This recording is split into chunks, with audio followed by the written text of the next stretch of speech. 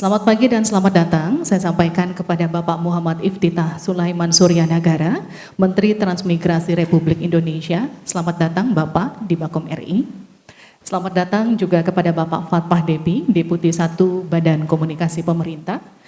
Dan selamat datang juga saya sampaikan kepada Sekjen Kementrans, Penasehat Utama Menteri Transmigrasi, Dirjen Pengembangan Ekonomi dan Pemberdayaan Masyarakat, serta jajaran dari Kementerian Transmigrasi. Serta rekan-rekan wartawan, selamat datang di Bakom RI. Hari ini tema konferensi pers kita adalah update program prioritas atau PHTC, serta pelaksanaan program Transmigrasi Patriot 2026 dan tim ekspedisi Patriot sebagai strategi transformasi pembangunan kawasan transmigrasi berbasis potensi lokal, inovasi, dan pemberdayaan masyarakat. Kita mulai konferensi pers pagi hari ini mengenai perkembangan penyelenggaraan sekolah nasional terintegrasi, salah satu program prioritas pemerintah dalam pemerataan mutu pendidikan nasional. Selain itu, konferensi pers kali ini juga akan mengupdate mengenai program magang nasional batch 4. Untuk itu kami langsung persilakan Bapak Fatpah Depi, Deputi 1 Badan Komunikasi Pemerintah. Kami persilakan. Assalamualaikum warahmatullahi wabarakatuh. Salam, salve, Om Swastiwastu, Namo Buddhaya, salam kebajikan. Selamat pagi, hampir siang teman-teman sekalian. Terima kasih saya sampaikan kepada Bapak Muhammad Iftitah Sulaiman Suryanagara, Menteri Transmigrasi Republik Indonesia. Selamat datang Pak di Bakom RI. Juga para jajaran yang saya hormati, Sekjen Kementrans, Penasehat Utama Kementrans, dan jajaran pimpinan dari Kementrans. Selamat datang Bapak Ibu sekalian. Yang saya hormati rekan-rekan media, serta seluruh hadirin yang berbahagia. Pada kesempatan ini kami akan menyampaikan perkembangan penyelenggaraan Sekolah Nasional Terintegrasi atau SNT, salah satu program prioritas pemerintah dalam pemerataan mutu pendidikan nasional yang telah dimulai masa pengenalan lingkungan sekolah atau MPLS bagi murid baru pada 10 Agustus lalu. Pembahasan kedua nanti adalah program magang nasional batch 4, gelombang pertama tahun 2026 yang pendaftarannya telah dibuka pada pertengahan Juli 2026 dengan kuota 50.000 peserta dari total target 150.000 peserta sepanjang tahun 2026 ini. Dalam kesempatan ini kami juga menghadirkan, sudah ada di tengah-tengah kita Bapak Muhammad Iftitah Sulaiman Suryanagara selaku Menteri Transmigrasi Republik Indonesia yang akan memaparkan pelaksanaan program Transmigrasi Patriot 2026 dan tim ekspedisi Patriot sebagai strategi transformasi pembangunan kawasan transmigrasi berbasis potensi lokal, inovasi, dan pemberdayaan masyarakat. Sebelum kita lanjutkan, Bapak Ibu sekalian, mari kita saksikan terlebih dahulu video berikut ini yang sudah disiapkan oleh teman-teman Bakom RI. Pendidikan adalah kunci dari suatu kebangkitan bangsa. Hanya melalui pendidikan kita bisa jadi negara yang berhasil. Melalui pendidikan kita bisa merdeka.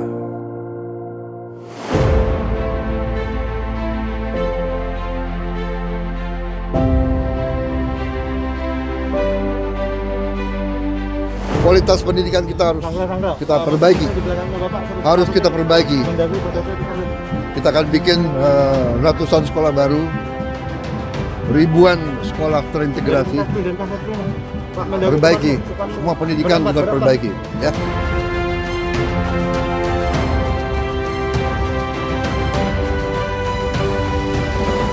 Kita akan memulai dengan seremoni pembukaan MPLS Sekolah Nasional Terintegrasi Angkatan Pertama. 3, 2, 1. Perasaan aku sangat senang, apalagi aku dipilih menjadi pemimpin upacara pada saat upacara tadi. Mungkin setelah ini aku akan mengikuti kegiatan MPLS hari pertama dan ingin bersosialisasi di lingkungan sekolah yang baru. Senang banget, terus teman-temannya juga baik-baik, gurunya seru, asik, lingkungannya bersih.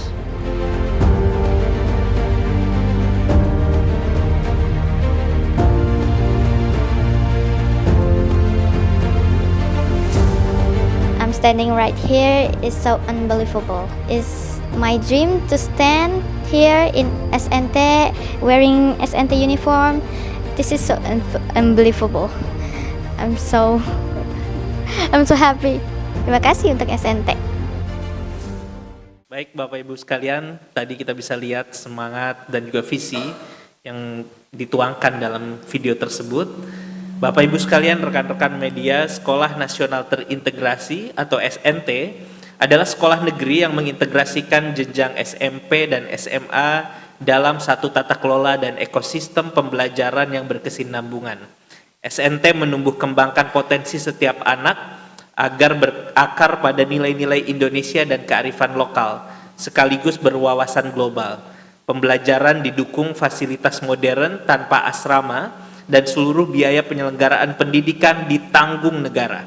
Fokus pembelajarannya mencakup sains, teknologi, rekayasa, seni, matematika, dan olahraga atau disingkat STEAMS. Mungkin Bapak Ibu sering mendengar istilah STEM, di sini ditambah faktor seni atau art menjadi STEAMS, penguasaan bahasa asing serta pengembangan karakter dan keterampilan global. Tujuan penyelenggaraan SNT adalah menyediakan akses pendidikan bermutu dan berkeadilan bagi seluruh anak Indonesia, khususnya yang berada di kabupaten, kota kecil, dan wilayah yang belum memiliki layanan pendidikan berkualitas. SNT diposisikan sebagai pusat pembelajaran dan inovasi pendidikan yang memperkuat kapasitas guru dan sistem pembelajaran, sekaligus membuka akses pemanfaatan fasilitas bersama bagi sekolah-sekolah di sekitarnya, dengan tujuan utama pemerataan mutu pendidikan. Penyelenggaraan SNT didasarkan pada 3 regulasi utama. Pertama, ada Instruksi Presiden atau Inpres nomor 10 tahun 2026 tentang percepatan peningkatan mutu pendidikan. Inpres ini menugaskan Kementerian Pendidikan Dasar dan Menengah atau Kemendikdasmen untuk melaksanakan dan berkoordinasi dengan kementerian lembaga lain dalam pembangunan dan pengelolaan SNT. Kedua, Peraturan Presiden nomor 6 tahun 2026 sebagai perubahan atas Perpres 188/2024 tentang Kemendikdasmen, menugaskan kementerian ini untuk membantu Presiden dalam merumuskan dan melaksanakan kebijakan strategis di bidang pendidikan, pengembangan kurikulum dan asesmen, serta peningkatan kompetensi guru dan tenaga kependidikan. Payung hukum yang ketiga, Bapak Ibu sekalian, rekan-rekan media, adalah Peraturan Mendikdasmen nomor 13 tahun 2026 tentang organisasi dan tata kerja Kemendikdasmen, yang menetapkan bahwa kementerian ini menyelenggarakan fungsi pelaksanaan, pembentukan, penyelenggaraan, dan pengembangan SNT secara kelembagaan. Sebagai bagian dari transformasi pendidikan nasional, SNT memiliki kekhasan dan berjalan beriringan dengan 3 program lain. Pertama, Sekolah Rakyat. Sekolah Rakyat ini berfokus pada perluasan akses pendidikan bagi anak dari keluarga miskin dan miskin ekstrim, dengan model layanan berasrama. Kedua, Sekolah Unggulan Garuda ini berfokus pada pengembangan talenta unggul di bidang sains, teknologi, dan kepemimpinan, juga dengan model berasrama, sementara SNT concern pada pemerataan mutu pendidikan berkelanjutan yang menumbuh kembangkan potensi anak sekaligus memperkuat sekolah di sekitarnya dengan model layanan tanpa asrama. Jadi ini di dalam satu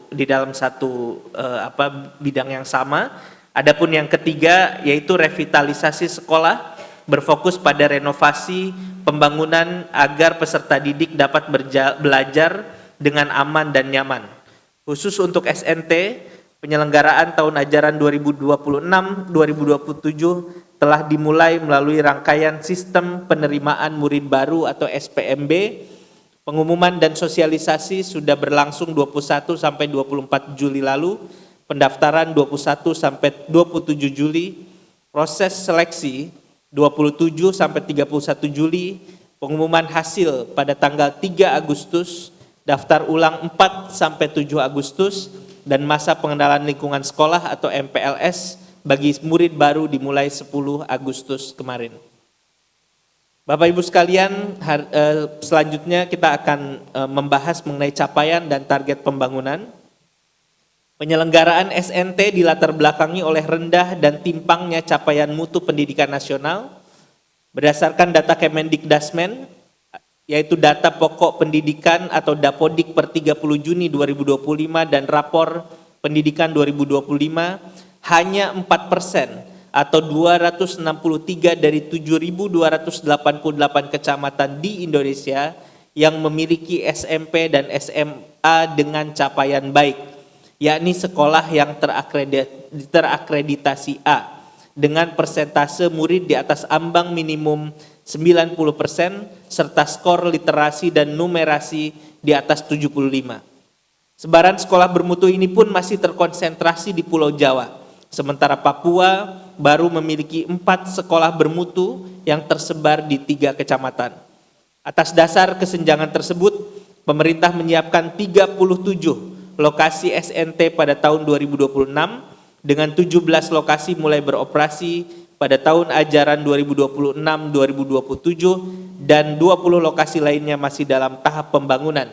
Implementasi SNT untuk periode 2026-2029 dilaksanakan secara bertahap dengan target akhir menghadirkan 500 satuan pendidikan di seluruh Indonesia yang berprogres setiap tahunnya untuk menjamin pemerataan, yaitu pemerataan akses, kualitas penyelenggaraan, dan keberlanjutan program.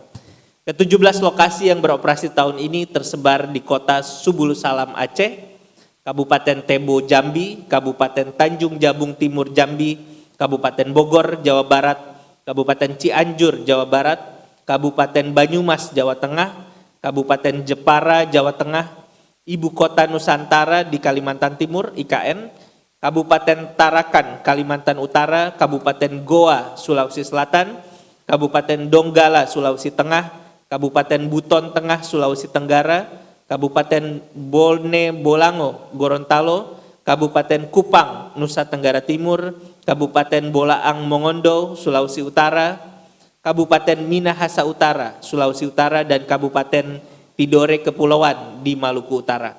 Sementara Bapak Ibu sekalian, 20 lokasi yang tengah dibangun tahun ini berada di Bener Meriah Aceh, Gayo Luas Aceh, Aceh Jaya di Aceh, Karo Sumatera Utara, Damasraya Sumatera Barat, Pasaman Barat Sumatera Barat, Kota Pekanbaru Riau, Tulang Bawang Lampung, Pandeglang di Banten, Tasikmalaya Jawa Barat, Purbalingga Jawa Barat, Cilacap Jawa Tengah, Malang Jawa Timur, Sambas Kalimantan Barat, Penajam Pasar Utara Kalimantan Timur, Mahakam Ulu Kalimantan Timur, Sigi Sulawesi Tengah, Bangka Tengah Kepulauan Bangka Belitung, Sumba Tengah Nusa Tenggara Timur, dan Mapi Papua Selatan. Sebagai standar fasilitas penunjang yang akan hadir di seluruh SNT, setiap sekolah akan dilengkapi laboratorium sains, bisa dilihat di layar Bapak Ibu sekalian. Kemudian juga akan dilengkapi dengan komputer dan AI, bahasa, serta lahan pertanian dan peternakan. Ada juga studio musik, studio seni rupa, studio tari teater, dan auditorium. Di lokasi SNT juga akan dilengkapi perpustakaan dengan akses e-journal global, serta ruang diskusi dan kolaborasi murid, pusat olahraga berupa lapangan sepak bola, basket, kolam renang yang terstandar, trek lari, dan fasilitas multifungsi seperti tenis, bulu tangkis, dan voli. Akan disediakan pula bis atau kendaraan untuk mengantar jemput murid.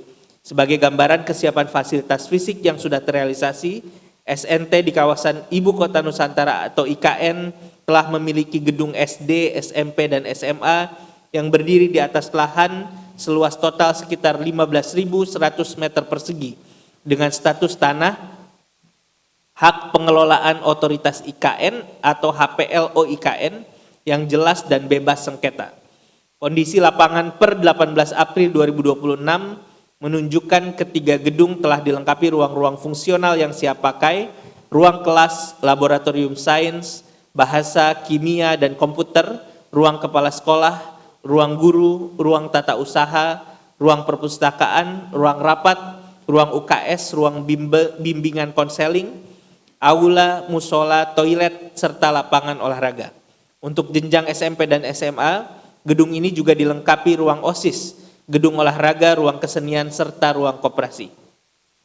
Lokasi SNT juga dinilai aman dari gangguan karena lingkungan gedung sekolah berjarak sekitar 2,73 km dari sistem kelistrikan PLN, sekitar 445 meter dari daerah aliran sungai terdekat sehingga potensi banjir dinilai minim dan berada di zona risiko longsor yang rendah.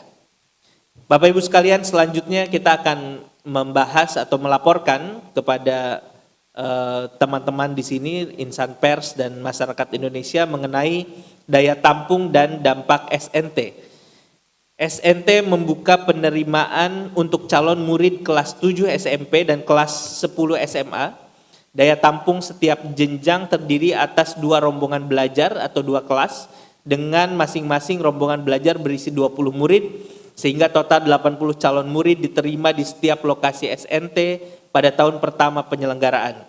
SNT dirancang untuk berperan sebagai katalisator bagi sekolah lain di sekitar sekolah melalui 3 jalur transformasi.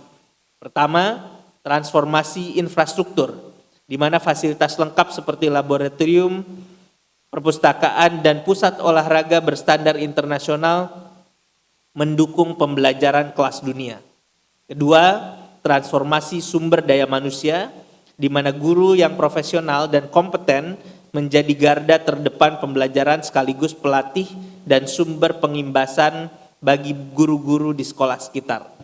Ketiga, transformasi karakter dan pembelajaran melalui pelaksanaan kurikulum nasional dengan pendekatan pembelajaran mendalam berbasis TIMSS dalam rangka mewujudkan 8 dimensi profil lulusan.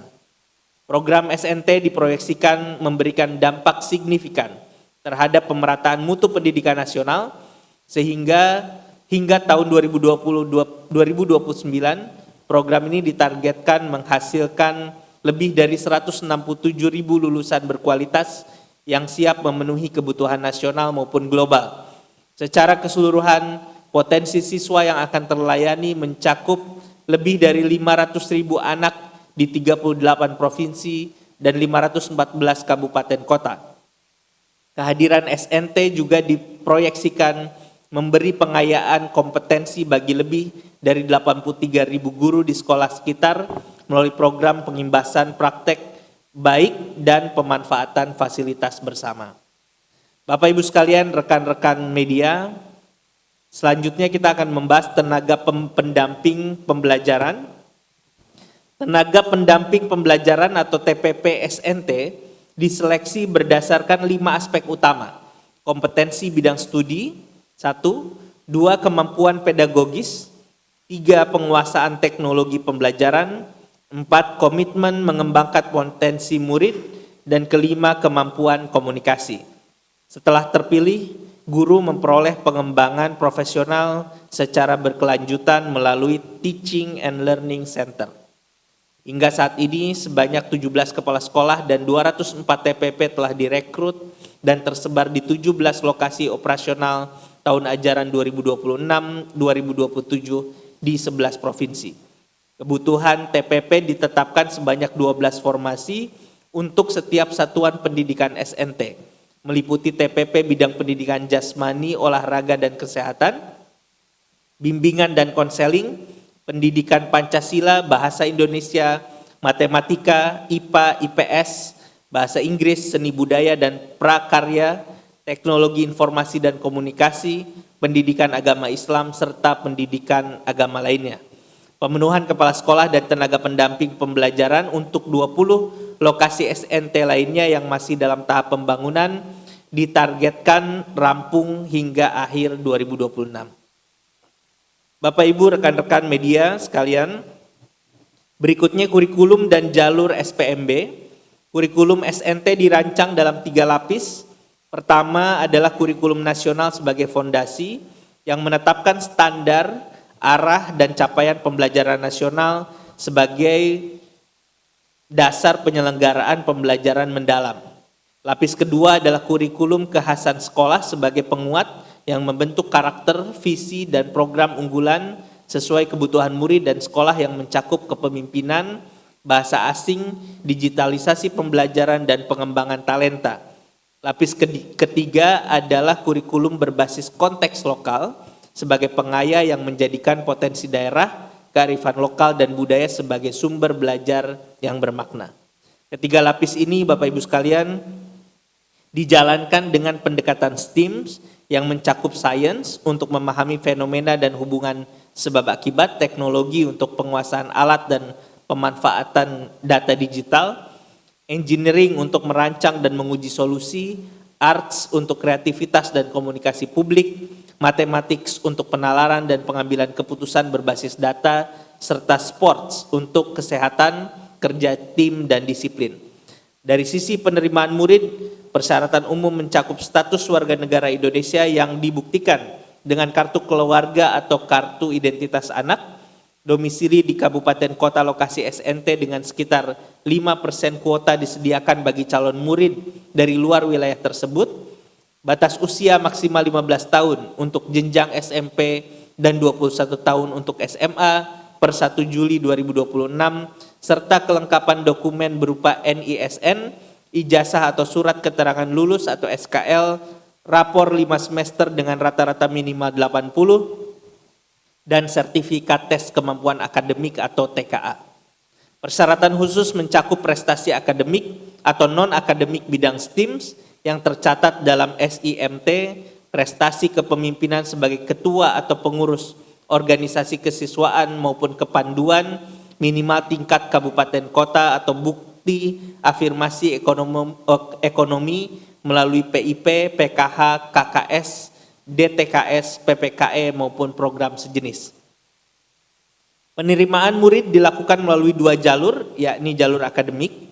Ini kuota minimal 80%, menilai calon murid berdasarkan tes skolastik sebesar 40%, TKA 25%, nilai rapor 10%, prestasi akademik 15%, dan afirmasi ekonomi 10%.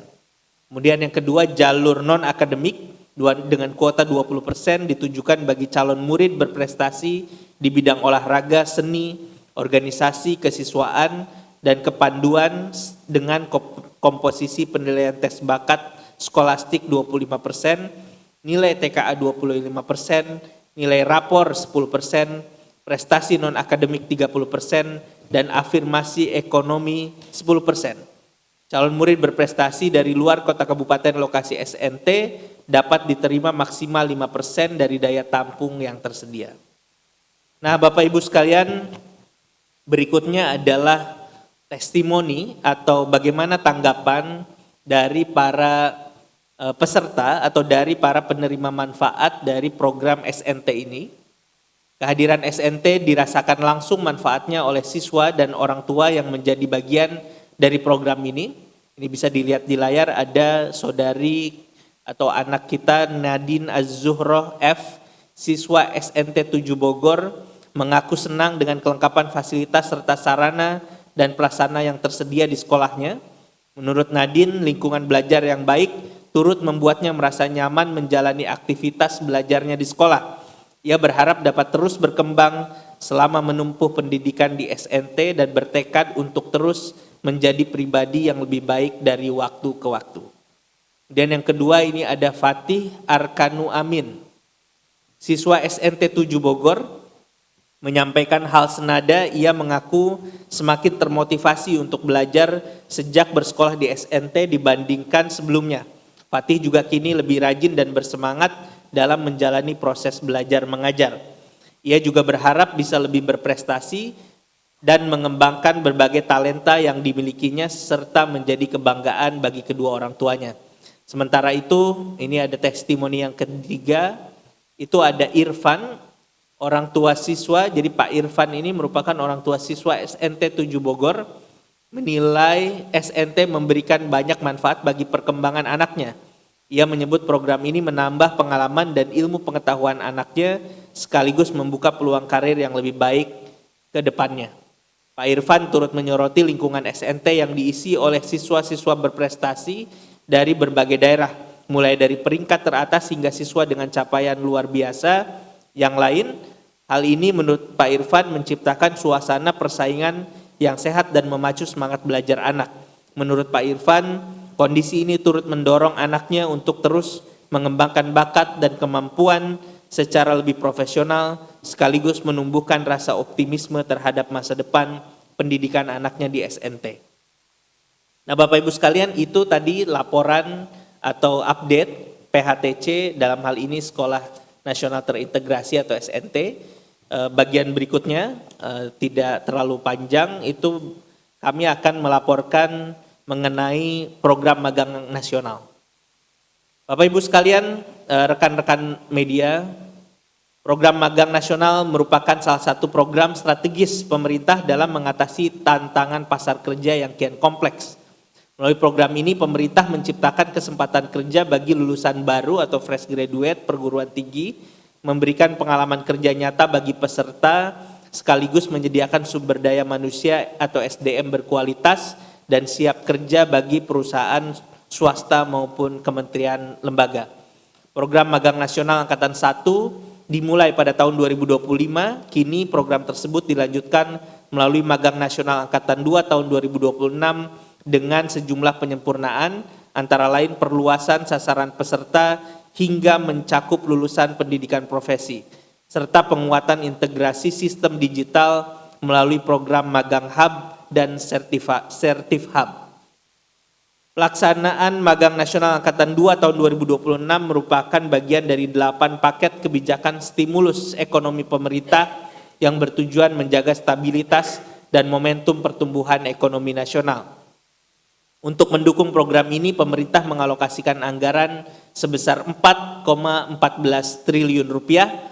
Pembangunan dan orientasi Magang Nasional Angkatan 2 Batch 1 telah dilaksanakan pada 10 Agustus 2026, diikuti oleh 46.160 peserta dari seluruh Indonesia.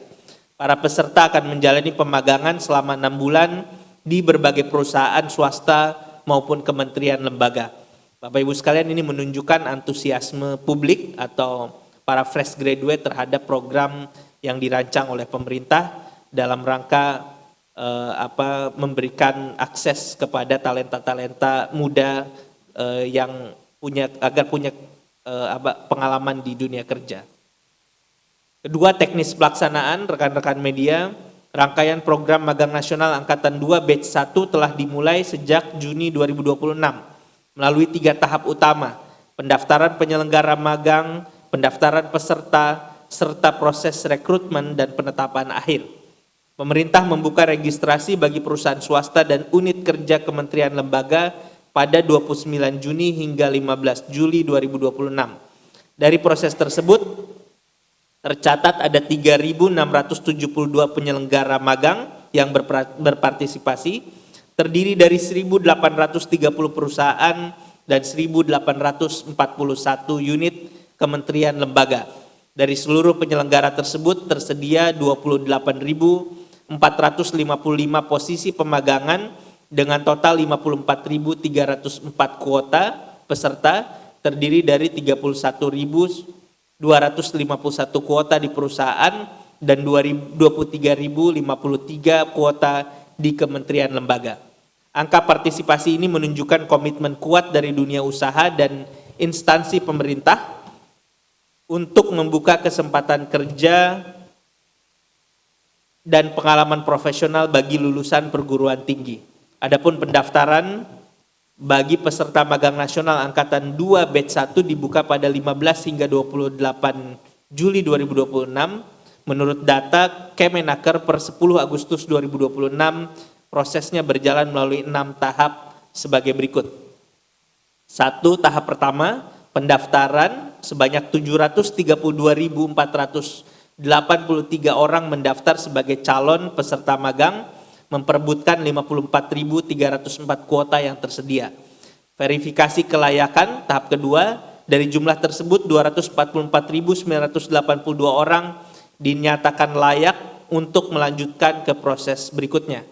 Tahap ketiga, pengajuan lamaran, sebanyak 226.719 calon peserta melamar pada berbagai posisi magang baik di perusahaan maupun unit kementerian lembaga dengan total lebih dari 547.000 lamaran, rata-rata 1,93 lamaran aktif per lamar. Tahap keempat, seleksi oleh penyelenggara. Dari jumlah tersebut 225.920 pelamar mengikuti proses rekrutmen dan seleksi oleh masing-masing penyelenggara, dan 48.088 diantaranya dinyatakan diterima untuk diproses lebih lanjut. Pengusulan penetapan, ini tahap kelima, setelah melalui verifikasi dan seleksi oleh penyelenggara, sebanyak 46.402 calon peserta diusulkan untuk ditetapkan. Tahap ke-6, penetapan akhir. Pada 7 Agustus 2026 lalu, Kemenaker menetapkan 46.160 orang sebagai peserta resmi magang nasional Angkatan 2, sementara 242 orang lainnya tidak dapat ditetapkan pada tahap verifikasi akhir. Para peserta terpilih akan melaksanakan pemagangan selama 6 bulan, terhitung mulai 10 Agustus 2026 hingga 10 Februari 2027. Tingginya jumlah pendaftar pada batch 1 ini menunjukkan besarnya kebutuhan lulusan muda untuk memperoleh pengalaman kerja, meningkatkan kompetensi dan membuktikan kemampuan di dunia profesional. Karena itu, program magang nasional tidak boleh berhenti pada penempatan peserta, tetapi harus menjadi jembatan nyata menuju pekerjaan dan karir yang lebih baik. Bapak Ibu sekalian, berikutnya adalah manfaat program magang nasional yang akan kami laporkan juga. Program Magang Nasional Angkatan 1 yang terdiri atas batch 1, 2, dan 3 telah menunjukkan bukti keberhasilan dalam pelaksanaannya. Kemenaker mencatat sebanyak 102.000 lulusan perguruan tinggi dari berbagai program studi menjadi peserta magang nasional Angkatan 1. Dengan partisipasi lebih dari 8.000 perusahaan dan unit kementerian lembaga sebagai penyelenggara yang memberikan kesempatan magang berkualitas. Dari jumlah tersebut, lebih dari 95% peserta berhasil menyelesaikan program magang hingga tuntas selama 6 bulan. Berdasarkan data Kemenaker, sebanyak 66% peserta mengalami peningkatan kompetensi secara signifikan, mulai dari komunikasi, keterampilan teknis, hingga kerja sama tim. Selain itu, 26% peserta magang langsung mendapatkan tawaran kerja sebagai karyawan setelah program berakhir.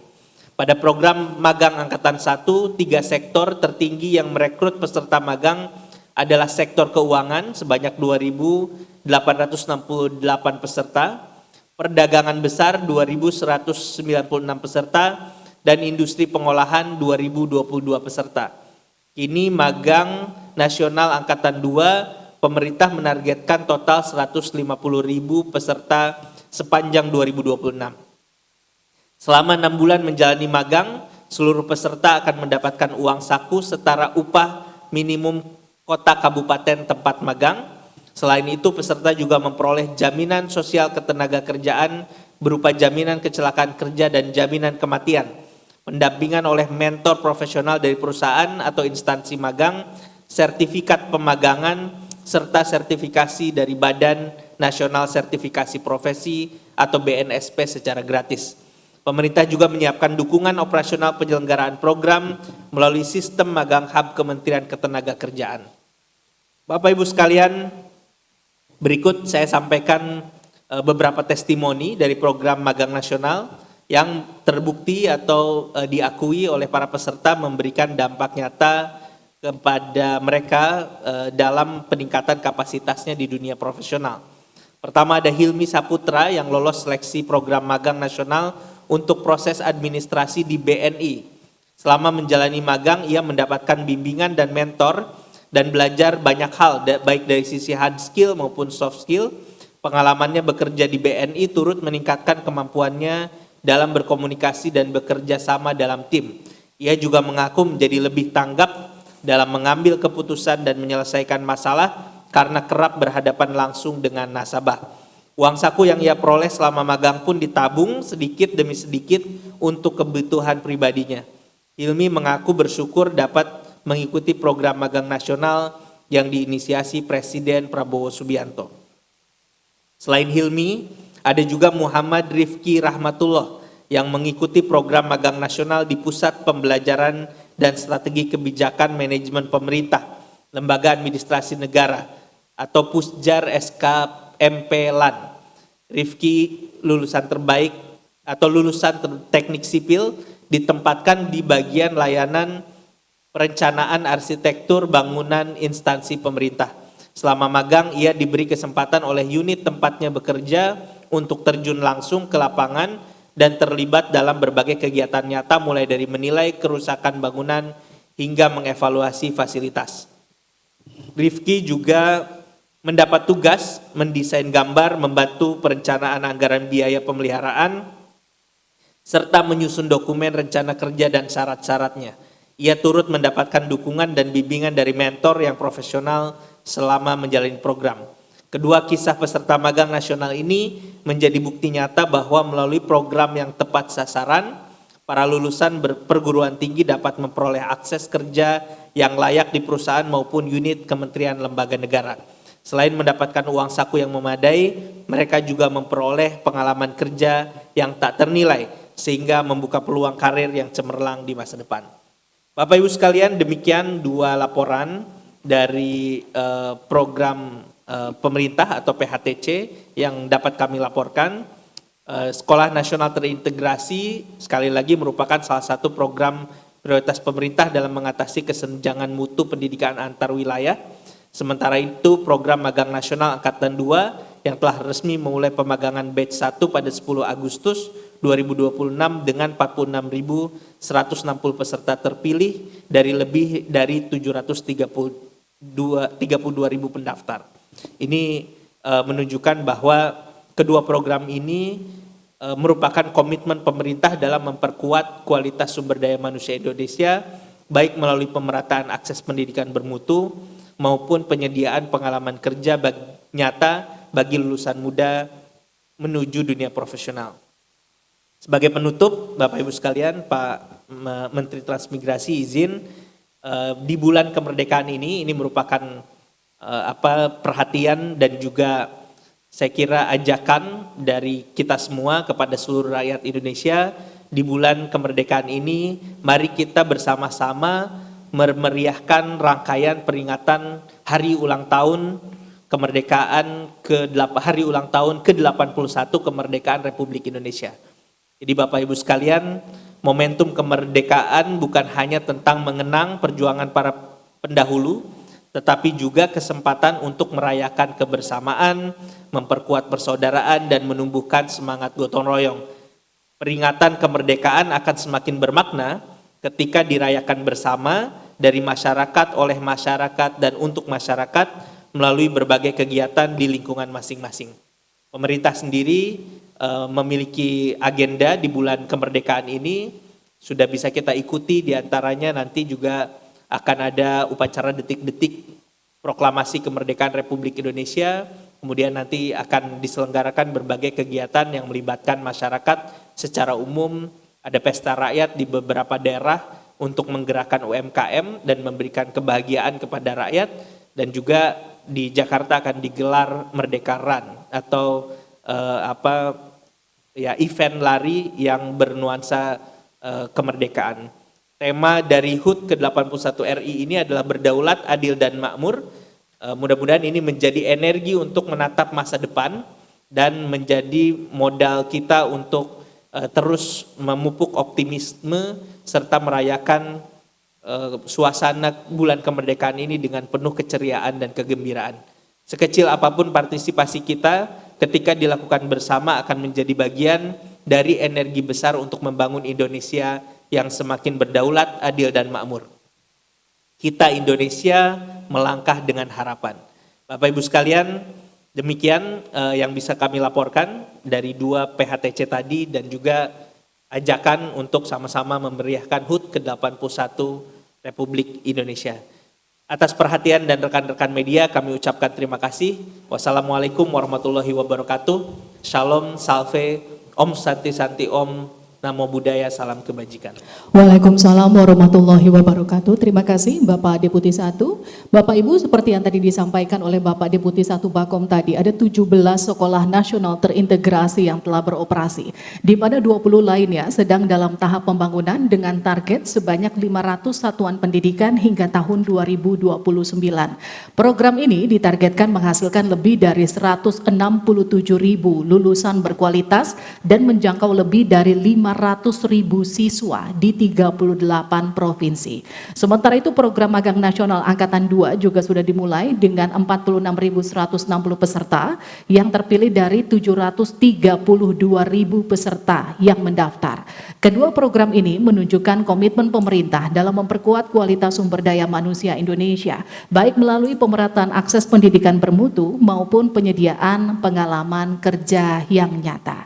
Selanjutnya kita akan dengarkan paparan dari Bapak Muhammad Iftitah Sulaiman Suryanagara, Menteri Transmigrasi Republik Indonesia, mengenai pelaksanaan program Transmigrasi Patriot 2026 dan Tim Ekspedisi Patriot sebagai strategi transformasi pembangunan kawasan transmigrasi berbasis potensi lokal, inovasi, dan pemberdayaan masyarakat.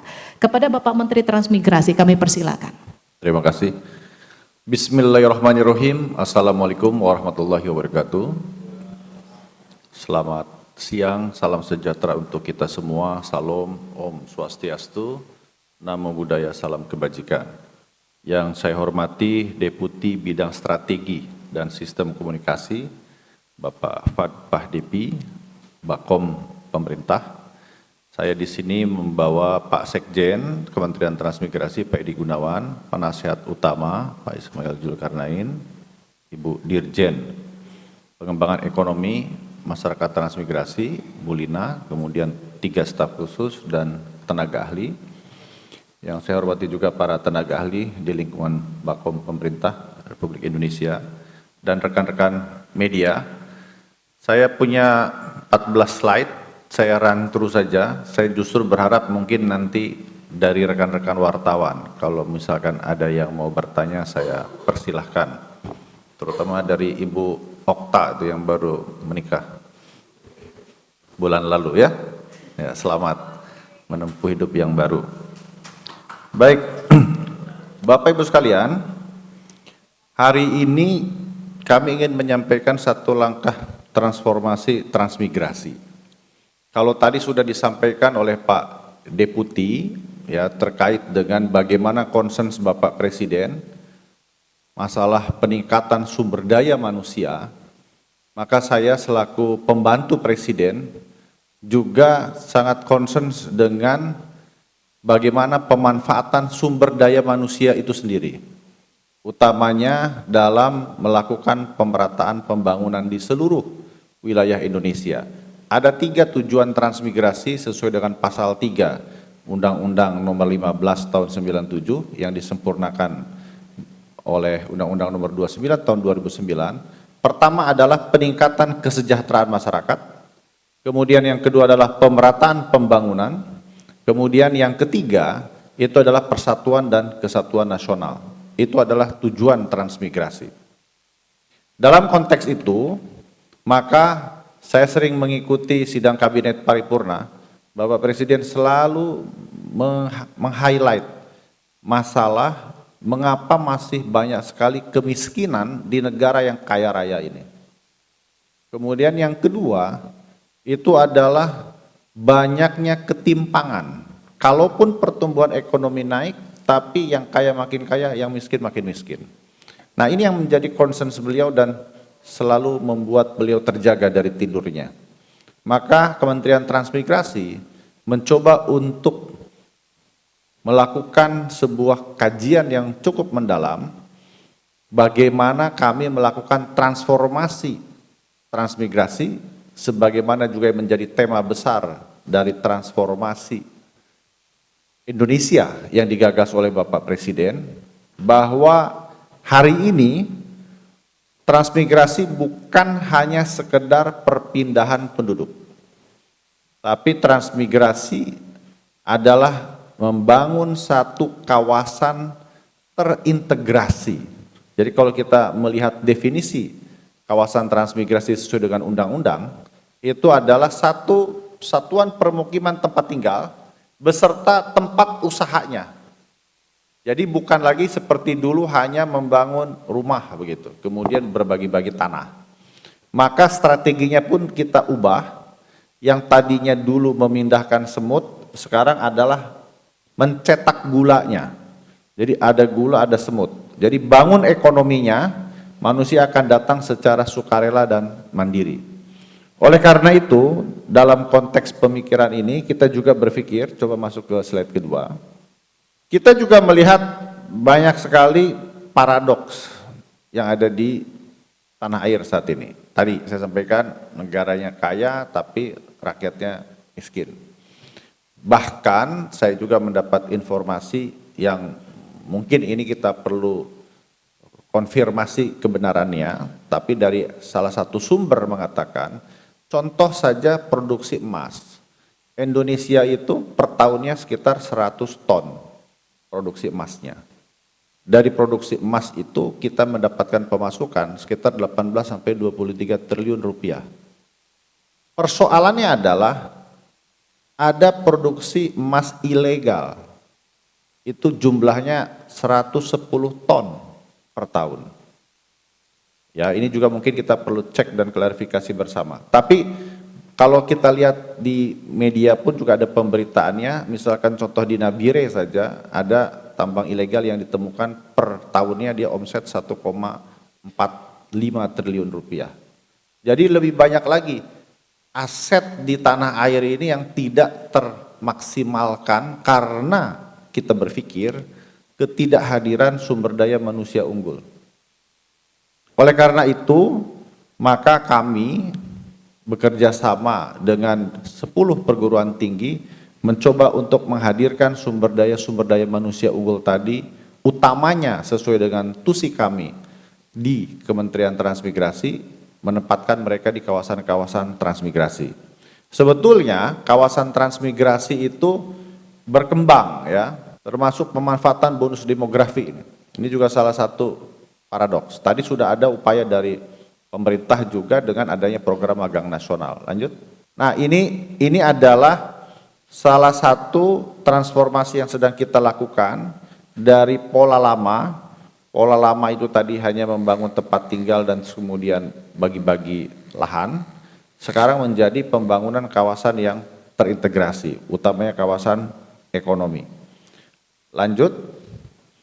Meskipun kami juga mengapresiasi apa yang sudah dilakukan oleh para pendahulu kami, lewat program yang lalu saja kita berhasil membangun 3 provinsi baru, Kalimantan Utara, Sulawesi Barat, dan Papua Selatan, lebih dari 116 kabupaten dan kota baru, serta lebih dari 1.500 desa baru.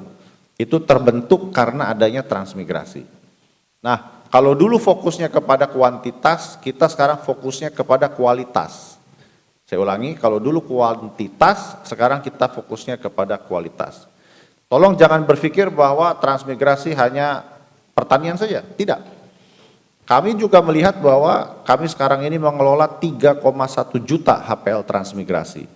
Dan yang cukup mengejutkan, 18 tahun yang lalu ada perusahaan swasta secara ilegal menggarap lahan transmigrasi selama 3 tahun dan merugikan negara 6,9 triliun rupiah. Karena di dalam lahan transmigrasi itu ada tambang batu bara. Jadi kita juga nanti berkembang tidak hanya dalam sektor pertanian tetapi juga perikanan, kelautan, kemudian juga pertambangan, perkebunan, dan lain-lain sebagainya, termasuk pariwisata. Oleh karena itu, menggait kampus-kampus ternama di Indonesia, yang terbaik di Indonesia untuk pengembangan kawasan transmigrasi adalah satu keharusan. Oleh karena itu ada 3 paling tidak program transmigrasi Patriot itu. Yang pertama adalah tim ekspedisi Patriot, tugasnya melakukan riset, kemudian juga pengabdian masyarakat untuk melakukan perubahan-perubahan yang terjadi di kawasan-kawasan transmigrasi. Kemudian yang kedua adalah beasiswa Patriot. Ini masih terus kami lakukan pematangan program karena ada kaitannya dengan regulasi lintas kementerian dan lembaga. Karena beasiswa ini kan tusinya adalah Kementerian Pendidikan Tinggi dan Saintek. Ini yang kami terus matangkan terkait dengan beasiswa Patriot, tetapi kami berharap bahwa menghadirkan SDM-SDM unggul di kawasan-kawasan transmigrasi itu akan memberikan banjir pengetahuan dan teknologi sehingga masyarakat lebih berdaya guna.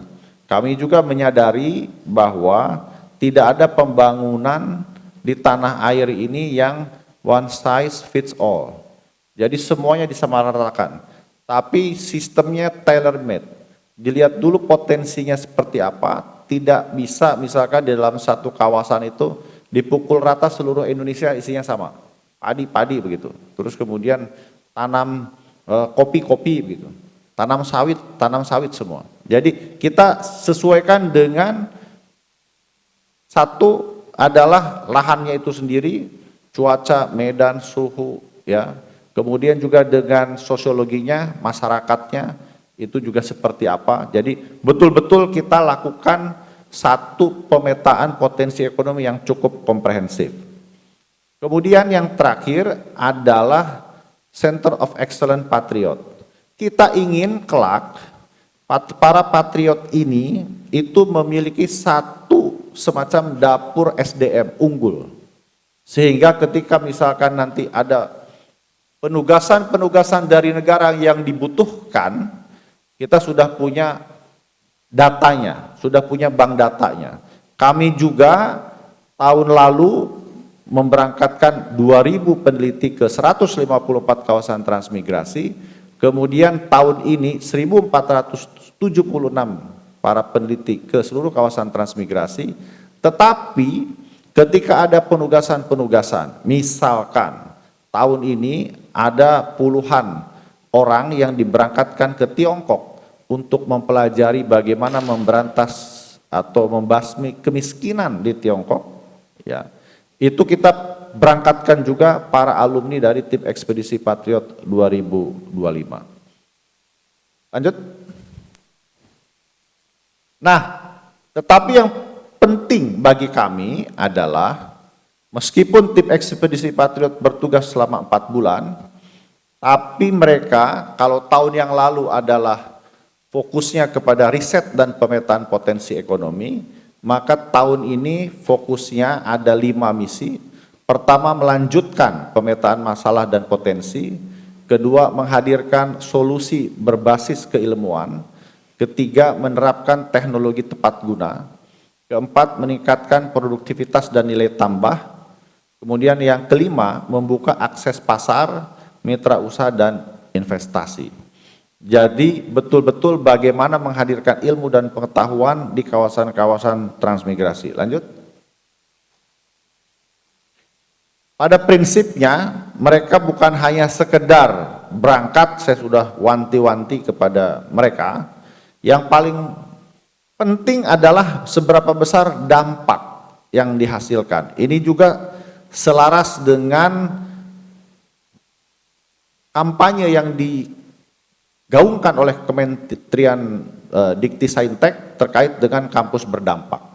Maka keberhasilan yang diukur adalah satu, masalah yang diselesaikan, teknologi yang digunakan oleh masyarakat, produktivitas dan pendapatan yang meningkat, UMKM dan usaha lokal yang naik kelas, produk yang memperoleh nilai tambah, pasar dan off-taker yang terbuka, serta investasi dan lapangan kerja yang tercipta. Jadi ukurannya bukan berapa jumlah peserta, tetapi perubahan yang betul-betul kita ingin tinggalkan. Kalau dulu 154 itu adalah 154 kawasan transmigrasi yang kami kelola, sekarang fokus ke 53 agar ada penajaman. Tidak hanya dalam konteks, sekali lagi tadi jumlahnya, tapi fokus kepada kualitasnya, utamanya yang berada di Indonesia Timur. Kami juga perlu menyampaikan bahwa dari 1.476 peserta itu, 1.200-nya itu di tugaskan di Papua. Ya, ada sekitar 200 tim. Pertama di kawasan transmigrasi Lereh di Jayapura, Provinsi Papua, itu ada tim dari ITB. Kemudian kawasan transmigrasi Senggi di Kerom, juga Provinsi Papua, ada Universitas Diponegoro. Kawasan transmigrasi Salor di Merauke, Papua Selatan, ada Institut Pertanian Bogor. Kemudian kawasan transmigrasi Muting, juga di Merauke, Papua Selatan, ada UGM, Universitas Gadjah Mada. Kemudian di kawasan transmigrasi Pravi di Manokwari, itu Papua Barat, ada Universitas Airlangga, dan kawasan transmigrasi Mowiwaren, juga Manokwari, Papua Barat, ada Institut Teknologi 10 November. Berikutnya adalah kawasan transmigrasi Werianggi. Ini di Papua Barat ada Universitas Indonesia, kemudian kawasan transmigrasi Bombray, ada Universitas Pajajaran, ini di Fakfak, kemudian kawasan transmigrasi Weri, ini ada Universitas Hasanuddin, kemudian yang terakhir kawasan transmigrasi Kelamono Segun adalah Universitas Brawijaya. Per tim ada 6 orang, 1 ketua tim dan 5 anggota. Kemudian per kawasan yang ada di Papua adalah 20 tim. Kemudian jumlah total peserta per kawasan 120 orang. Jadi sekali lagi ada sekitar 1.200 orang yang kami memang fokuskan di Papua. Sementara ada sekitar 43 kawasan lagi yang tersebar baik di Sumatera, Kalimantan, Sulawesi, Maluku maupun Nusa Tenggara Barat dan Nusa Tenggara Timur yang menjadi bagian dari program prioritas nasional. Lanjut. Nah, ini juga kami sampaikan beberapa success story. Ya, meskipun tahun 2025 itu kami hanya memberikan anggaran dari APBN untuk riset dan pemetaan potensi ekonomi, tetapi apa yang diberikan oleh kampus ternyata melebihi apa yang ditargetkan. Mereka memberikan banyak sekali bantuan ke kawasan-kawasan transmigrasi dengan menggunakan budget yang mereka miliki sendiri atau fundraising dari berbagai sumber. Contohnya misalkan di distrik Yapsi, Kabupaten Jayapura, itu ada pengeboran air tanah yang dilakukan oleh Institut Teknologi Bandung, dan beberapa kampus lainnya juga membuat langkah-langkah yang serupa. Lanjut. Kemudian ini kami berikan juga contoh studi kasus mengapa pentingnya sumber daya manusia unggul itu di Sulawesi Tengah. Pendapatan petani tanpa pendampingan SDM unggul yang tadinya hanya 3 juta rupiah meningkat menjadi 13 juta rupiah. Ada sekitar 200 kepala keluarga di sana yang bertani kopi.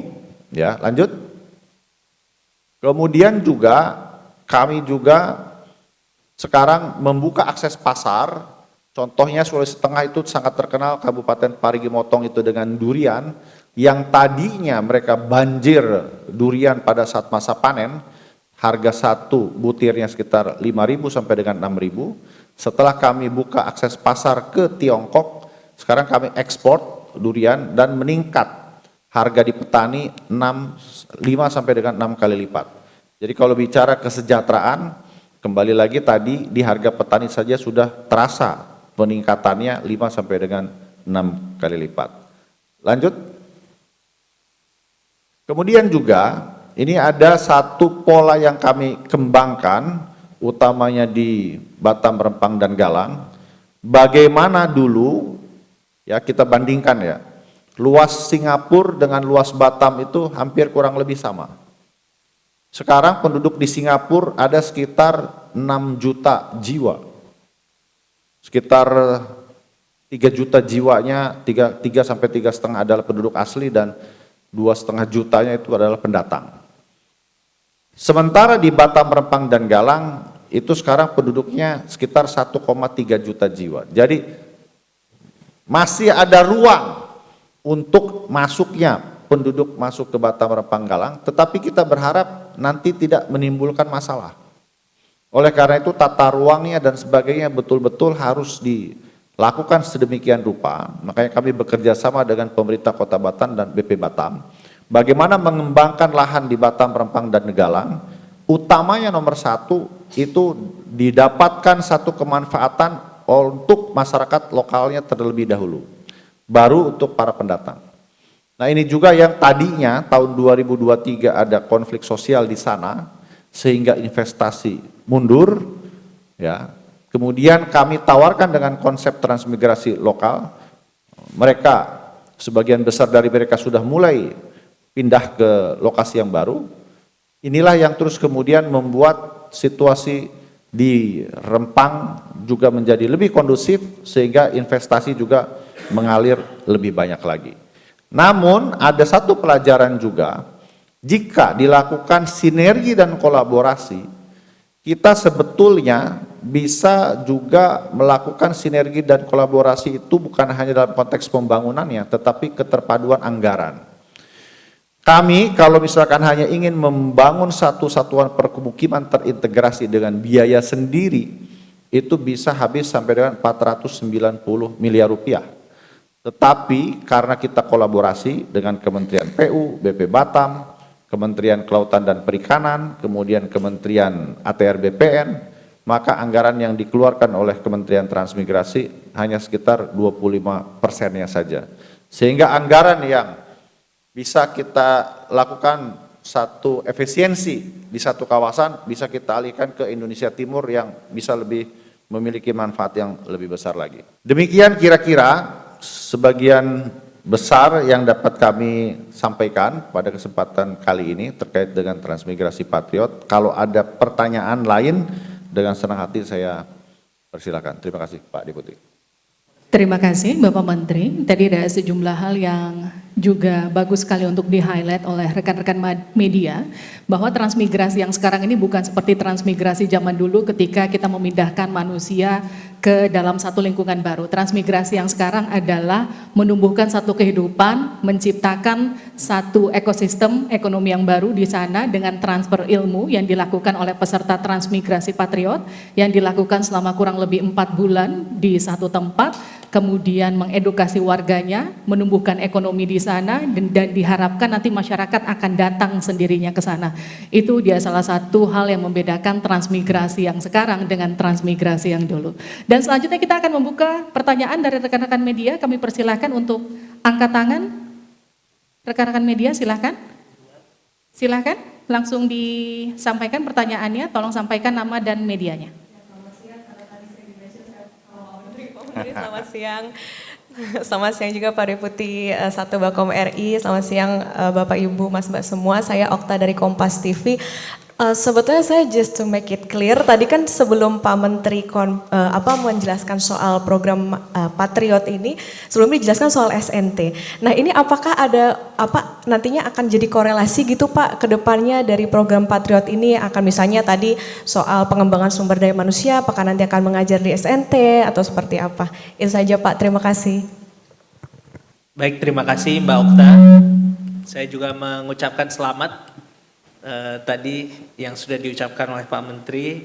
Pertama, apakah ada korelasi secara desain kebijakan? Mungkin tidak ada korelasi langsung, tapi kalau kita naikkan ke atas ke visi Bapak Presiden, ini selaras dengan apa yang dicita-citakan dan diperintahkan Bapak Presiden untuk membangun sumber daya manusia Indonesia untuk menyiapkan pembangunan Indonesia ke depan sehingga cita-cita Indonesia Emas 2045 bisa tercapai.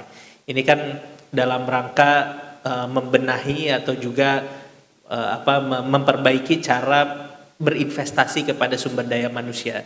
Jadi kalau kita lihat tadi di program SNT, di sana sangat diperhatikan kualitas inputnya, siapa yang menjadi murid atau menjadi peserta didik dari SNT ini, dan juga kemudian di dalamnya kurikulum seperti apa yang diajarkan kepada para peserta didik yang nanti akan belajar di SNT ini. Diharapkan nanti lulusannya bisa menguasai STEAM tadi, apa yang memang sekarang menjadi prioritas dari Bapak Presiden juga, agar sumber daya manusia Indonesia ini menjadi SDM yang unggul dan bisa bersaing di level global. Kalau kita lihat korelasinya dari segi visi, maka di sini juga kemudian disiapkan program magang nasional. Program magang nasional ini selain sebagai salah satu bentuk dari stimulus ekonomi agar para lulusan fresh graduate dari perguruan tinggi ini mendapatkan pengalaman untuk bekerja sehingga mereka meningkat gitu ya kapasitasnya, kemudian pengalamannya, sehingga nanti diharapkan selain dari program magang nasional ini juga bisa menyerap tenaga kerja gitu ya. Jadi ada banyak juga yang melanjutkan setelah magang ini, kemudian dilanjutkan sehingga mereka mendapatkan penawaran dari tempat magangnya untuk menjadi karyawan atau untuk direkrut di tempat mereka magang tadi. Tapi di samping itu juga untuk memberikan pengalaman dan juga pemahaman tentang dunia kerja, karena dalam proses magang kan mendapatkan transfer of knowledge, ada program mentorship dan lain sebagainya. Dan nanti mungkin Bapak Menteri Transmigrasi akan menyampaikan juga, saya kira ini selaras juga dengan visi yang disampaikan oleh Pak Menteri tadi, bahwa transmigrasi juga di sini berperan gitu ya untuk meningkatkan kapasitas sumber daya manusia agar pemerataan ini terjadi di seluruh wilayah. Tadi kalau ada peningkatan kalau ada penyiapan kawasan gitu ya, yang juga di sana disediakan atau ditingkatkan berbagai fasilitas sehingga ekonomi bisa berjalan di sana, salah satu penggeraknya itu adalah sumber daya manusia, dan ini inline dengan program yang tadi disampaikan, yaitu program Transmigrasi Patriot, di mana para akademisi atau lulusan dari kampus ini juga bisa mengabdi gitu ya di berbagai daerah transmigrasi. Tujuannya selain memberikan pengalaman langsung di lapangan kepada mereka untuk bisa langsung mempraktekkan ilmunya gitu ya, kemudian juga problem solving di lapangan, kemudian juga menerapkan kemampuan sistem thinking, sehingga itu juga bisa menjadi daya dorong untuk mempercepat wilayah-wilayah transmigrasi ini semakin baik. Di saat yang sama juga mereka bisa memberikan transfer of knowledge gitu ya, bisa menjadi inspirasi bagi lebih banyak anak-anak Indonesia, anak-anak muda juga di berbagai daerah di seluruh Indonesia. Jadi dari sisi desain program mungkin tidak inline secara langsung, tapi di level visi dan di level strategi, saya kira ini merupakan satu kesinambungan yang bisa dilihat sebagai satu komitmen Bapak Presiden untuk mencetak dan membangun kualitas sumber daya manusia Indonesia secara lebih baik ke depan. Mungkin Pak Menteri ada yang ditambahkan? Coba slide yang mengelola talenta bangsa ya. Mbak Okta, terima kasih pertanyaannya. Tadi saya menyambut yang disampaikan oleh Pak Deputi, bahwa secara operasional teknis, kalau saya mungkin menyebutnya korelasinya bukan tidak, tapi belum, ya, karena membutuhkan waktu. Kan orang sekolah, SNT, nanti juga kan ada keberlanjutan atau tidak program ini sendiri, ini juga kan perlu kita lakukan adjustment terus-menerus, ya kan? Jadi tidak langsung dalam konteks hari ini, tapi saya mengatakan dalam konteks jangka panjang belum, tapi pasti akan ada korelasinya. Cara membacanya begini, Bapak Presiden ini latar belakangnya militer.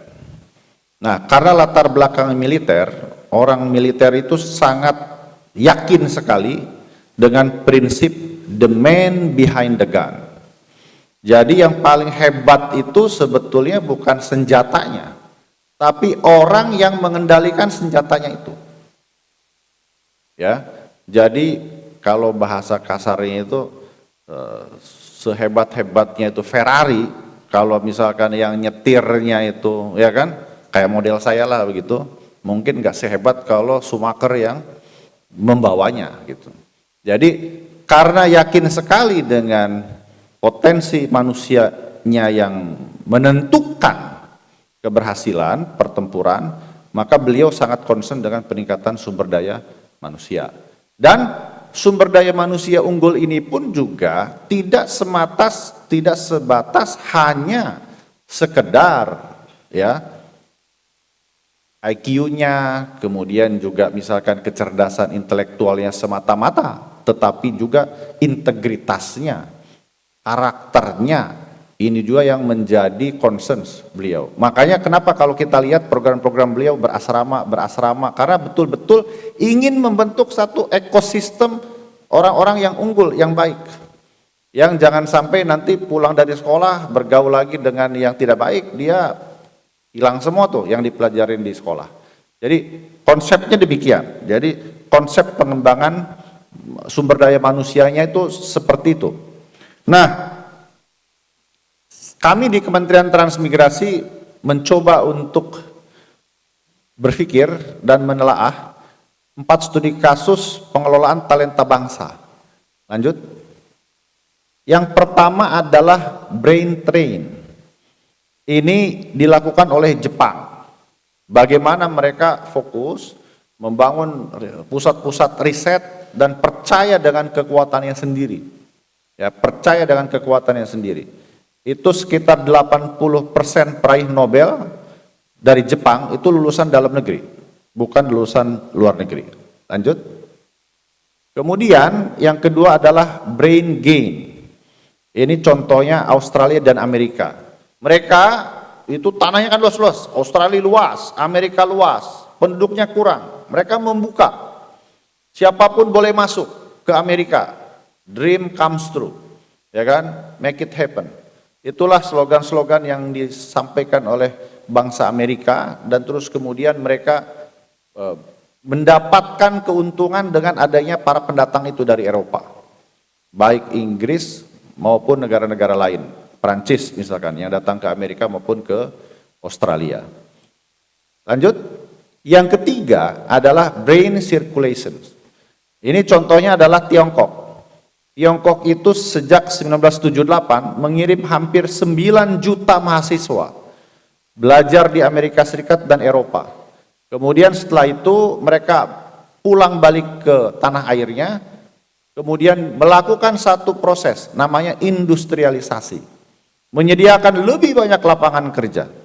Nah inilah yang terus kemudian membuat Tiongkok saat ini bukan hanya menjadi salah satu negara dengan ekonomi terkuat, tetapi juga hampir tidak ada kemiskinan dari 1,4 miliar jiwa penduduknya yang ada di sana. Lanjut, yang terakhir adalah India, yakni brain linkage. Bagaimana India itu mengirim orang keluar dari negaranya, tapi tidak balik lagi. Hanya ada semacam koneksi antara yang di luar dengan yang di dalam negeri. Itu mereka melakukan semacam diaspora. Nah, Indonesia mau yang mana? Kita berharap bahwa paling tidak ada salah satu atau mungkin hybrid. Kami dari Kementerian Transmigrasi ingin bahwa beasiswa yang diberikan mungkin sudah ratusan ribu bahkan juta yang disediakan oleh negara itu harus ada dampaknya untuk rakyat Indonesia. Oleh karena itu kami memanggil mereka untuk hadir di kawasan-kawasan transmigrasi, di daerah-daerah rural, agar mereka memberikan dampak, memberikan manfaat kepada masyarakat. Karena sesuai dengan penelitian, bahkan tahun 2025, bulan Oktober, ada peraih Nobel yang tesisnya diamini oleh para peneliti, bahwa tidak mungkin ada pertumbuhan ekonomi yang baik, adil, berkelanjutan, yang inklusif, tanpa banjirnya ilmu pengetahuan dan teknologi di daerah tersebut. Jadi ini juga yang menjadi satu keyakinan bagi kami bahwa ini SDM-SDM unggul ini juga nggak boleh hanya terpusat di Jawa, harus hadir juga di Kalimantan, harus hadir juga di Sulawesi, harus hadir juga di Papua. Mengapa demikian? Karena kalau mereka tidak hadir, maka SDM-SDM unggul dari luar negeri yang akan hadir dan mendapatkan manfaat dari alam yang kita miliki. Nah, inilah juga yang kami coba dorong, bahwa harapannya mereka betul-betul memberikan dampak untuk masyarakat. Demikian, terima kasih. Bapak Menteri, silakan ada pertanyaan selanjutnya. Selamat siang, Pak Deputi, Pak Menteri. Izin saya Priska dari Antara. Ada 2 pertanyaan, Pak. Untuk Pak Deputi terkait sekolah SNT, Pak. Tadi disebutkan sudah ada 17 sekolah pionir yang menerima siswa baru. Mungkin bisa dirincikan, Pak, sejauh ini berapa siswa yang sudah mulai belajar di 17 sekolah tersebut untuk tahun ajaran baru ini? Dan mungkin itu sudah sesuai dengan target yang dari pemerintah enggak untuk tahun ini? Untuk Pak Menteri Transmigrasi, izin Pak, kemarin Kementerian Transmigrasi kan menyiapkan pusat pertumbuhan ekonomi baru ya di Indonesia ya Pak ya. Berdasarkan dari tim ekspedisi Patriot 2025, apakah sudah ada proyeksi wilayah mana Pak yang akan kira-kira nanti ya menjadi fokus untuk pusat pertumbuhan ekonomi baru itu lewat program transmigrasi Patriot? Terima kasih Pak. Jadi terkait dengan lokus, yang pertama tentu saja yang kalau kami sering istilahkan itu yang panennya lebih cepat ya. Nah, kami fokus di Batam, Rempang dan Galang. Mengapa demikian? Karena dari sisi posisi geografis sudah banyak sekali swasta, investor dalam dan luar negeri yang sangat tertarik untuk berinvestasi di Batam, Rempang dan Galang.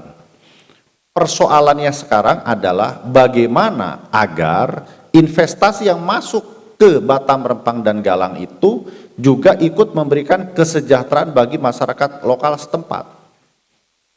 Ini yang sering menjadi penekanan Bapak Presiden. Jangan sampai tidak ada win-win. Jangan sampai mudahnya ada investor datang, tanahnya dijual dengan murah, kira-kira begitu. Nah, kita tidak ingin mereka terusir dari wilayahnya, tapi mereka tetap tinggal di sana, ikut memberikan satu kemanfaatan sehingga berdampak bagi lingkungannya secara lebih baik. Jadi tadi kalau bicara lokus, satu adalah Batam, Rempang dan Galang, fokusnya industri dan beberapa juga sudah bahkan ya saya sampaikan, kami diberikan semacam hak pengelolaan untuk 300 hektar yang ada di 350 hektar yang ada di Galang. Itu kemarin sudah ada investor yang datang untuk memanfaatkan setengahnya bagi pembangunan galangan kapal atau shipyard. Dengan nilai investasi saya masih harus hitung tapi triliunan rupiah, dan tenaga kerjanya secara bertahap tahun depan saja untuk konstruksinya bisa 3.000 tenaga kerja baru, kemudian sampai dengan total 21.000 tenaga kerja. Jadi kalau saya asumsinya begini, kalau dulu tanah 150 hektar itu dibagi-bagi 2 hektar itu paling cuma bermanfaat untuk 75 kepala keluarga. Sekarang dengan pemanfaatan potensi ekonomi yang lebih komprehensif, itu tanah 150 hektar bisa insya Allah nanti berguna untuk menghidupi sekitar 21.000 jiwa.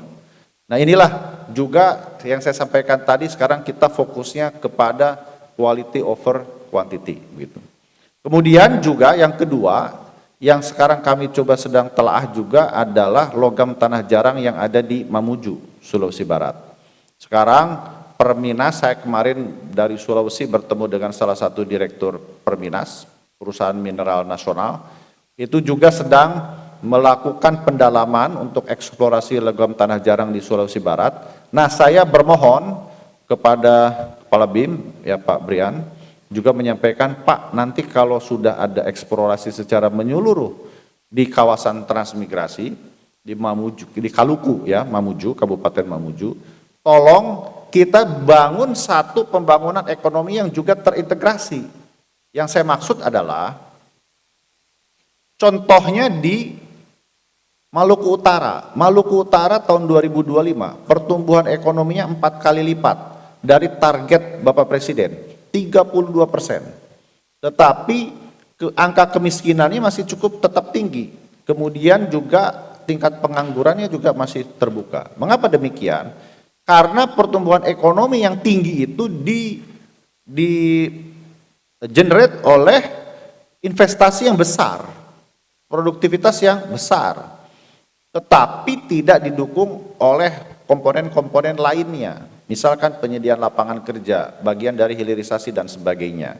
Saya beri contoh saja, ada 60.000 tenaga kerja dalam satu pertambangan di Maluku Utara yang cateringnya, makanannya itu didatangkan dari Jawa, bukan dari Maluku Utara. Padahal seharusnya kalau misalkan itu dibuat satu ekosistem terintegrasi, masyarakat setempat pun juga tidak harus bekerja untuk tambang, tetapi juga bisa mensupport ke arah hal tersebut begitu. Nah, ini juga kami lihat misalkan contoh lain yang sekarang sedang kami tinjau adalah misalkan di Halmahera Utara ada industri kelapa di sana. Nah, di sana itu bagus sekali antara dunia kampus, swasta, kemudian juga dengan pemerintah itu bersinergi. Contohnya adalah di sana itu ada produksi kelapanya per tahun sekitar 6,9 juta, ya, 600 juta dari 6,9 juta pohon kelapa. Ya, saya ulangi, 600 juta butir kelapa per tahun dari 6,9 juta pohon kelapa yang ada di Halmahera Utara. Nah, ini adalah ada satu policy dari pemerintah daerah yang bagus, melarang bahan baku kelapa mentah keluar dari Halmahera Utara. Mengapa demikian? Karena di sana dibuka satu industri kelapa yang turunannya banyak. Bukan hanya bijinya saja, sabutnya juga dimanfaatkan, kemudian ada airnya juga dimanfaatkan, produk turunannya pun ada susu kelapa, kemudian ada VCO, dan lain-lain. Bahkan untuk produk kosmetik dan sebagainya. Nah, ini 80%-nya dari 4.000 tenaga kerja di satu pabrik swasta itu adalah masyarakat lokal. Jadi ekonominya pun tumbuh. Mengapa? Karena masyarakat memiliki pekerjaan, dia punya pendapatan. Karena punya pendapatan, dia punya daya beli. Sehingga dari satu komponen pertumbuhan ekonomi, konsumsinya atau daya belinya itu juga ikut meningkat. Karena masyarakat punya uang. Nah, saya lihat misalkan juga tumbuh warung-warung, terus kemudian restoran dan sebagainya. Ini yang kita harapkan ada satu pertumbuhan kawasan ekonomi yang terintegrasi dan menyentuh semuanya. Dan karena produktivitasnya tadi meningkat, polisinya juga mendukung. Pada saat saya berkunjung ke sana di kawasan transmigrasi Toliwang itu, Halmahera Utara, mereka sudah bersiap untuk investasi yang kedua, yakni membuka pabrik yang kapasitasnya 2 kali lipat dengan tenaga kerja hampir 20.000 tenaga kerja. Nah, inilah yang nanti akan berkembang juga satu kawasan pertumbuhan ekonomi di sana. Bahkan mengapa dibuka pabrik baru? Karena berharap kalau misalkan nanti produksinya meningkat, per tahunnya bisa menghasilkan sekitar 30.000 kontainer, maka akan cukup untuk menjadi syarat dibangunnya pelabuhan tersier atau pelabuhan yang bisa mengekspor langsung dari Halmahera Utara ke Tiongkok, yang sekarang ini pasarnya di sana per tahun membutuhkan sekitar 4 miliar butir kelapa. Padahal kapasitas Tiongkok sendiri baru 1 miliar butir kelapa. Ada 3 miliar butir kelapa yang dibutuhkan oleh masyarakat Tiongkok. Kemudian Halmahera Utara, satu kabupaten sendiri, bisa memasok sekitar 600.000 butir kelapa. Inilah konseptual pembangunan ekonomi yang terintegrasi dan menyeluruh. Kemudian lokus berikutnya adalah Papua. Bapak Presiden meminta kepada kami di Kementerian Transmigrasi bantu rakyat Papua agar ada satu pembangunan yang beradab, yang lebih maju, tidak dalam hanya konteks pendidikan, kesehatan, tetapi juga pembangunan ekonominya. Nah, kami melihat bahwa pembangunan Papua ini sama seperti dengan filosofinya telur. Telur itu tidak bisa dipecahkan dari luar, karena kalau telur pecah dari luar, itu yang ada kematian. Nah, telur itu harus dipecahkan dari dalam, supaya ada kehidupan.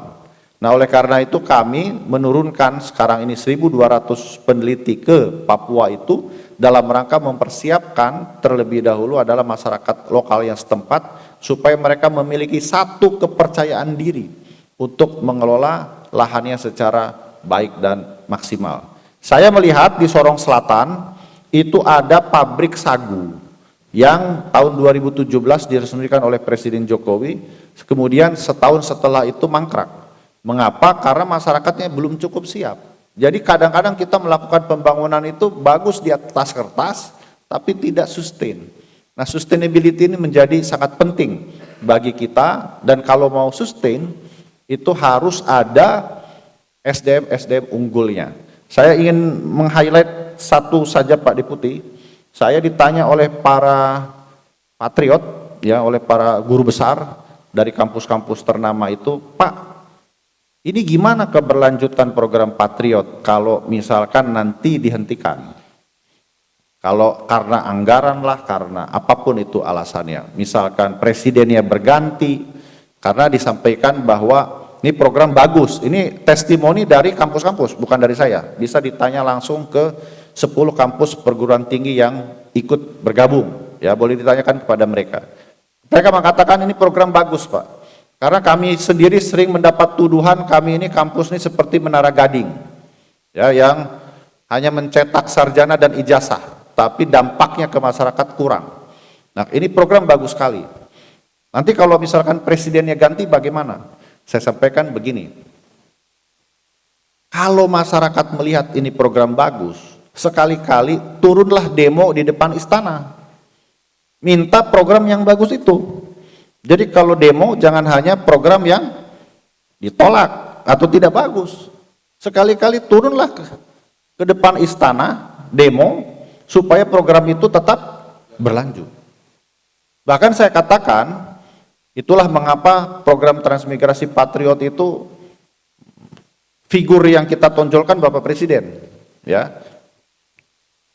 Kenapa demikian? Saya sendiri memang diutus oleh Partai Demokrat untuk menjalankan mandat sebagai Menteri Transmigrasi dan disetujui oleh Bapak Presiden sebagai pemberi mandat langsung.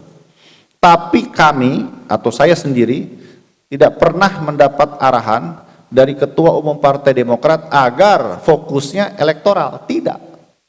Kami mendapatkan perintah dari Ketua Umum Partai Demokrat untuk fokusnya membantu Bapak Presiden dan kesuksesan program pemerintah.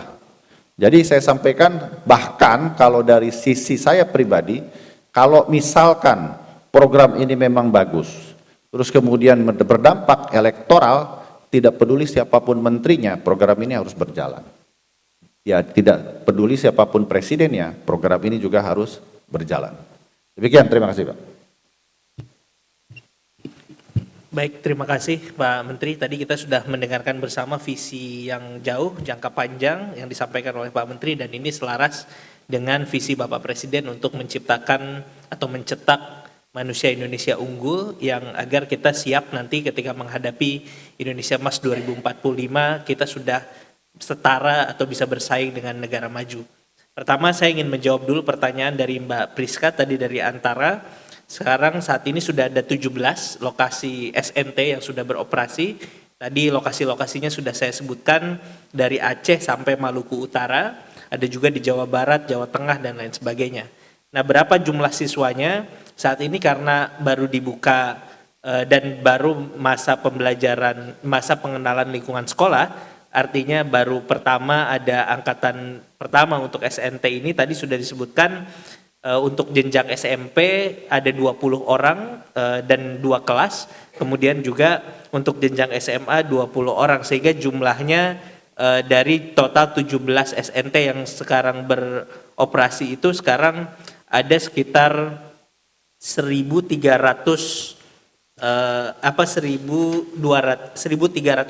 siswa. Jadi ada 80 murid di setiap sekolah, artinya 80 dikali 17 SNT ini ada sekitar 1.360. Kami update juga jumlah tenaga pengajarnya, tadi sudah disampaikan, saat ini ada 17 kepala sekolah dan 204 tenaga pengajar atau tenaga pendidik, artinya 1:6, satu guru menangani 6 murid. Ini satu desain yang sangat ideal untuk sebuah sekolah yang ingin mencetak para lulusan atau siswa-siswa atau mendidik siswa berprestasi sesuai dengan visi Bapak Presiden. Saya ingin meng-highlight tadi bedanya dengan sekolah unggulan Garuda atau sekolah Garuda itu apa? Tadi sekolah rakyat, sekolah Garuda itu berasrama, sementara SNT ini tidak berasrama. Tapi dua-duanya ditujukan untuk SDM unggul atau siswa-siswa yang memiliki keunggulan dari sisi akademik sehingga mereka bisa mendapatkan pendidikan yang terbaik, bermutu, dan berada di ekosistem pembelajaran terbaik yang bisa mendukung mereka juga untuk mencapai cita-citanya di masa depan. Bapak Ibu sekalian, sebagai penutup dari konpres ini, izinkan saya menyampaikan bahwa melalui konpres ini kami pemerintah Republik Indonesia ingin menyampaikan 3 hal penting mengenai pembangunan SDM unggul Indonesia masa depan. Tadi kita sudah mendengar juga dari Bapak Menteri Transmigrasi, ini juga selaras apa yang disampaikan tadi di bidang transmigrasi, program-program unggulan yang ada ini selaras dalam rangka menciptakan SDM unggul ke depan. Dalam kesempatan konferensi pers kali ini ada 3 program yang di-highlights. Pertama tadi sudah disampaikan yaitu Sekolah Nasional Terintegrasi atau SNT. Nah, ini merupakan bentuk komitmen dari pemerintah Republik Indonesia di bawah pemerintahan Bapak Presiden Prabowo Subianto untuk melakukan perluasan akses pendidikan berkualitas kepada siswa-siswa Indonesia berprestasi yang unggul secara akademik di seluruh Indonesia. Yang kedua, ini juga inline dengan apa yang menjadi visi besar tadi, yaitu program magang nasional. Tujuannya adalah memberi pemahaman dan pengalaman langsung kepada para fresh graduate, lulusan-lulusan dari kampus-kampus di seluruh Indonesia untuk mendapatkan pemahaman mengenai dunia kerja dan juga pengalaman langsung sehingga mereka bisa terupgrade kapasitasnya dan juga bisa terupgrade juga dari sisi soft skill dan lain sebagainya.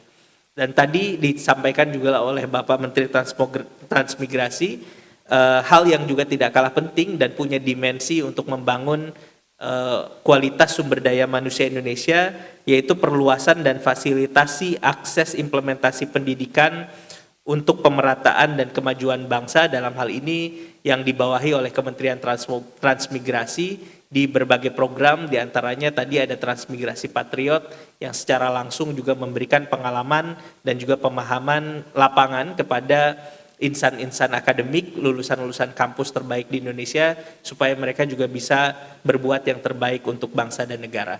Nah, Bapak Ibu sekalian, rekan-rekan wartawan, jurnalis, mohon disampaikan juga kepada seluruh rakyat Indonesia, ini sesuai dengan tema Hari Ulang Tahun atau HUT ke-81 Republik Indonesia, yang sebentar lagi akan kita rayakan pada 17 Agustus nanti, dan saat ini kita sedang berada di bulan kemerdekaan.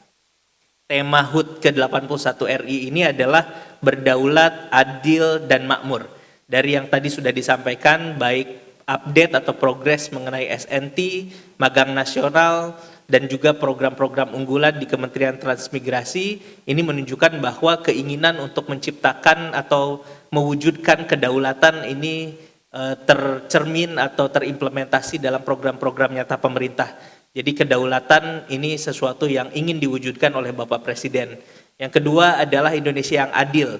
Tadi sudah disampaikan bahwa SNT ini tersebar yang sudah dibuka dan akan dibuka sampai 2029 nanti di 38 provinsi dan akan menjangkau 167.000 siswa. Ini juga dalam rangka memberikan akses fasilitas pendidikan terbaik yang adil kepada seluruh rakyat Indonesia. Akses pendidikan atau fasilitas pendidikan berkualitas jangan hanya ada di Jawa dan juga jangan hanya diberikan kepada mereka yang bisa membayar. Dalam hal ini negara hadir memberikan yang terbaik sehingga dari Sabang sampai Merauke bisa mendapatkan fasilitas yang sama dan dibiayai oleh negara. Yang ketiga tadi juga inline dengan visi yang sudah disampaikan oleh Pak Menteri bahwa tujuan utama dari pemerintah ini termasuk juga sering disampaikan oleh Bapak Presiden adalah untuk mewujudkan kemakmuran di tengah-tengah masyarakat agar bisa terasa di tengah-tengah masyarakat dan nanti hasilnya akan dituai, akan disemai oleh generasi mendatang. Jadi ini visi besar yang diimplementasikan ke dalam langkah dan program-program nyata, program-program strategis yang dampaknya nanti akan kita bisa rasakan tentu dalam jangka pendek, menengah, dan dalam jangka panjang. Terakhir, kami menghimbau, ini bulan kemerdekaan, bulannya rakyat Indonesia, bulannya kita semua. Kita sudah 81 tahun merdeka, ini saatnya kita merayakan kemerdekaan ke-81 ini dengan penuh optimisme, penuh kebahagiaan, keceriaan. Kita undang teman-teman, sanak saudara, keluarga untuk bersama-sama merayakan kemerdekaan Republik Indonesia yang jatuh nanti 17 Agustus di usianya ke-81. Kami di pemerintah juga, kementerian dan lembaga menyelenggarakan berbagai kegiatan, menyemarakannya dengan berbagai hal sehingga suasana kemerdekaan dan kebahagiaan ini bisa dirasakan bersama. Nanti akan ada upacara kemerdekaan yang kita akan ikuti dengan hikmat, tapi mudah-mudahan nuansa dan suasana kegembiraannya, optimismenya bisa dirasakan oleh seluruh rakyat Indonesia. Terima kasih, saya ucapkan sekali lagi terima kasih Pak Menteri Transmigrasi atas perkenannya untuk ikut bersama melakukan konferensi pers di Badan Komunikasi Pemerintah Republik Indonesia. Saya serahkan lagi kepada MC. Silakan. Terima kasih Deputi 1. Demikianlah konferensi pers pemerintah pada hari ini. Terima kasih kepada narasumber kita, Bapak Muhammad Iftitah Sulaiman Suryanagara, Menteri Transmigrasi Republik Indonesia, serta Bapak Fatpah Depi, Deputi 1 Badan Komunikasi Pemerintah. Terima kasih juga atas kehadiran rekan-rekan media.